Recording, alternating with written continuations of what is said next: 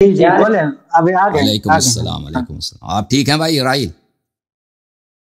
آپ سنائیں صاحب خیریت سے؟ اللہ تعالیٰ کا احسان ہے. تھینک یو سر، اللہ آپ کو جزائے خیر دے. ٹھیک سے تو نہیں آ رہا ہوں، یہ دیکھ لیں پہلے. جی سر، کیا فرمایا آپ نے؟ آپ کی بات ہے، وہ بندے کو آپ نے کہا بھائی کیمرے کے اندر گھس گیا ہو، تھوڑا دور ہو جاؤ، تو احتیاط کر. آپ ہمارے مہمان ہیں، اللہ تعالیٰ آپ کو بہت سلامتی دے. حکم کریں. شکریہ. تشریف آوری کا بڑا شکریہ. ٹھیک ہے. اللہ یاری صاحب، پچھلی دفعہ بھی ہماری بات ادھوری رہ گئی تھی، شاید وہ میں غصہ ہو گیا تھا اور آپ کو لگ گیا تھا، اور پھر آپ نے میری کال بھی کاٹ دی. آواز صحیح آ رہی ہے میری؟ آواز اتنی واضح نہیں، آپ کنٹینیو کریں، دیکھتے ہیں کیسا. کنٹینیو کریں. تھوڑا قریب ہو گیا، اب دیکھیں اگر صحیح آ رہی ہے تو بتا دیں. بہتر ہے، بہتر ہے. تو امید کرتا ہوں کہ آج آپ مجھ سے بات پوری کر لیں گے. نماز انشاءاللہ خادم ہوں میں آپ کا. انشاءاللہ کریں گے. پچھلے ہفتے بھی میں کافی دفعہ ٹرائی کرتا رہا، لیکن وہ انفارچونیٹلی کہ میں کنیکٹ نہیں ہو پایا، اس لیے آپ سے بات نہیں ہوئی. لیکن چلے، اللہ بہتر کرے. علیاری صاحب، ایک بات مجھے یہ پوچھنی ہے آپ سے، چھوٹی سی ہے، بس دو چھوٹے سوال ہے، پھر ہم بات شروع کرتے ہیں. وہ یہ کہ مجھے یہ جاننا ہے کہ حضور صلی اللہ علیہ وسلم جو اللہ نے دین دیا تھا، تو کیا وہ انہوں نے ہم تک، مطلب تمام صحابہ تک وہ دین پہنچا دیا تھا، وہ مکمل کر دیا تھا؟ دین تو ظاہر مکمل ہو چکا تھا، اور تو وہ تمام صحابہ تک وہ دین پہنچا چکے حضور صلی اللہ علیہ وسلم، یا اس میں کچھ انہوں نے چھوڑ دیا ہے دین، یا نہیں پہنچا سکتے؟ دیکھیں، رسول صلی اللہ علیہ وسلم کے پاس اللہ کی جانب سے جتنے انفارمیشن آیا، یعنی ان کا جتنا علم ہے، رسول صلی اللہ علیہ وسلم کے سینے میں جو قرآن ہے، قرآن کے آیات ہیں، اور اس کے علاوہ قرآن کے آیات کے علاوہ اللہ نے جو علم دیا ہے انہیں، قرآن کا باطن ہے. وَلَا رَطْبٍ وَلَا يَابِسٍ إِلَّا فِي كِتَابٍ مُبِينٍ وَكَذَلِكَ أَنزَلْنَا عَلَيْكَ الْكِتَابَ تِبْيَانًا لِكُلِّ شَيْءٍ. قرآن مجید ہر چیز کا بیان ہے، ٹھیک ہے نا، اس میں سب علم ہے. تو یہ کہنا کہ رسول اللہ صلی اللہ علیہ وسلم نے ہر ایک صحابہ کو وہ پورا علم دے دیا، تو تاریخ گواہ کے بعد جھوٹ ہے. رسول اللہ صلی اللہ علیہ وسلم سکھانے کے لیے تیار تھے. سب صحابہ نہ سیکھنے کے وہ ان میں صلاحیت تھی، اور نہ وہ سیکھ سکے، نہ وہ ان کے پاس وہ ٹائم تھا، اور نہ وہ اہلیت رکھتے تھے.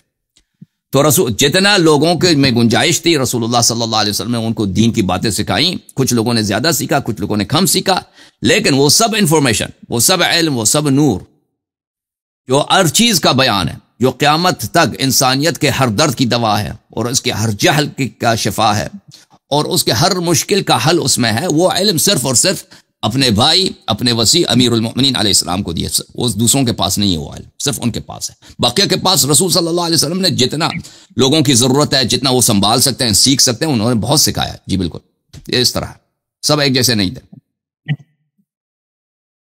ٹھیک ہے. اچھا علی صاحب، مجھے ایک چیز یہ بتا رہے، وہ یہ جو عقیدہ بدا کر کے وہ اصول کافی میں ہے، اس کے بارے میں کچھ آپ بتا سکتے؟ عقیدہ بدا یہ ہے کہ اللہ تعالی کا ہاتھ مجبور نہیں. اللہ تعالی یعنی اس طرح نہیں ہے کہ اللہ تعالیٰ نے مقدر میں جو کچھ لکھا ہے، اللہ تعالیٰ اس کو چینج نہیں کر سکتا. اللہ تعالیٰ نے مقدر میں جو کچھ لکھا ہے، یہودیوں کا یہ عقیدہ تھا کہ اب اللہ فارغ ہو چکا ہے، اللہ نے ازل میں مقدر میں جو کچھ لکھا ہے وہ ہونا ہے، وہ خود اللہ بھی چینج نہیں کر سکتا. وقالت الیہود بل ان ید اللہ مغلولہ، اس طرح کی آیت ہے نا، غلت ایدیہم. اب یہودیوں نے جھوٹ بولا ہے، اللہ کے ہاتھ باندھے نہیں. ہاں بولیں، آپ سنائیں، آیت سنائیں. وقالت الیہود ید اللہ مغلولہ غلت ایدیہم.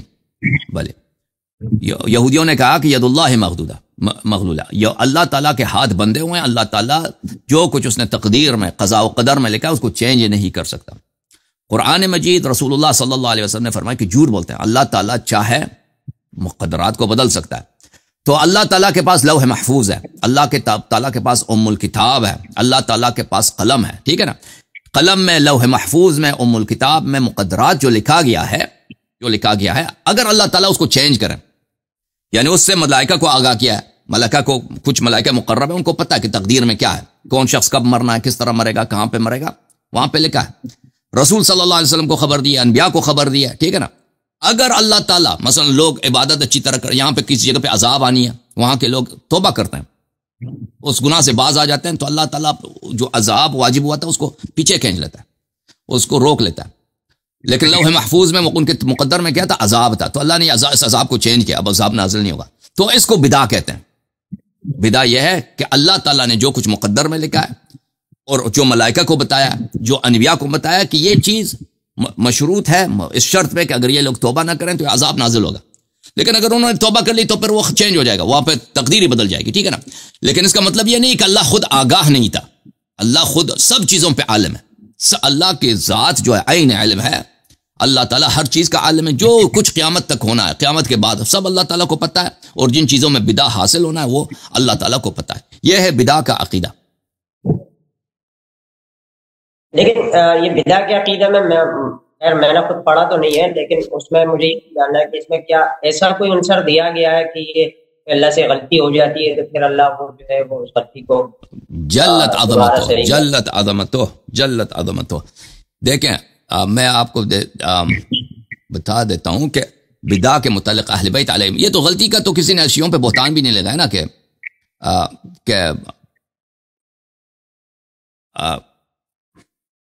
شیعہ یہ کہتے ہیں کہ اللہ سے غلطی ہو جاتی ہے. جو لوگ کہتے ہیں وہ کہتے ہیں کہ اللہ جاہل ہے وہ، لیکن وہ کیونکہ شیعوں کی بات کو نہیں سمجھتے ہیں. ہم نہیں کہتے کہ اللہ تعالیٰ کو نہیں پتا تھا، اللہ تعالیٰ کو پتا ہے.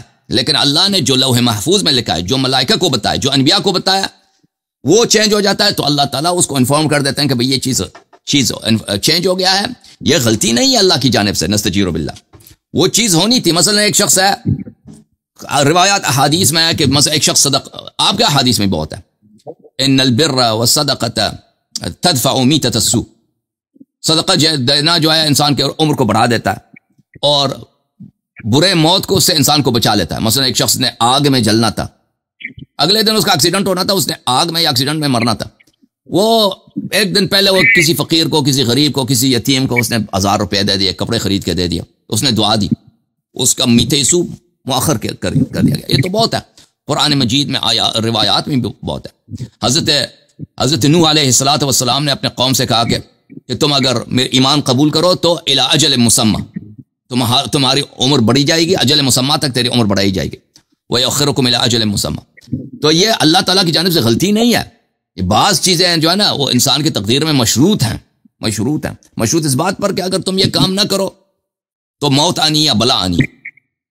لیکن اگر وہ کام کرو، یہ گناہ چھوڑ دو، توبہ کرو تو وہ بلا نہیں آئے گا. تو یہ جو ہے اس میں بدعہ ہو جاتا ہے، کیونکہ بعض لوگ گناہ زیادہ کرتے ہیں وہ اپنی اختیار سے، بعض لوگ گناہ نہیں کرتے توبہ کر لیتے ہیں تو مقدرات بدل جاتا ہے. ٹھیک ہے، اچھا ٹھیک ہے. یہ تو میرے سوال تھے. تو میں چاہوں گا کہ آپ مجھے دیکھیں، ہماری دونوں دفعہ جو گفتگو ہوئی ہے تو اس میں کوئی ایسی تفصیل نہ گفتگو ہو پائی ہے ہماری، اور نہ وہ بات سمجھ میں آتی ہے. ظاہر ہے کبھی بات تیز ہو جاتی ہے تو وہ ہو نہیں پاتی ہے. تو میں چاہوں گا میں 2-4 منٹ آپ سے لوں، اس کے بعد پھر آپ جو میرے جی بسم اللہ جو میں بھی اس کے حوالے سے پھر آپ مجھے ذرا گائیڈ بھی کر دیں گے اور آپ اپنا بسم اللہ آپ بات کریں جناب.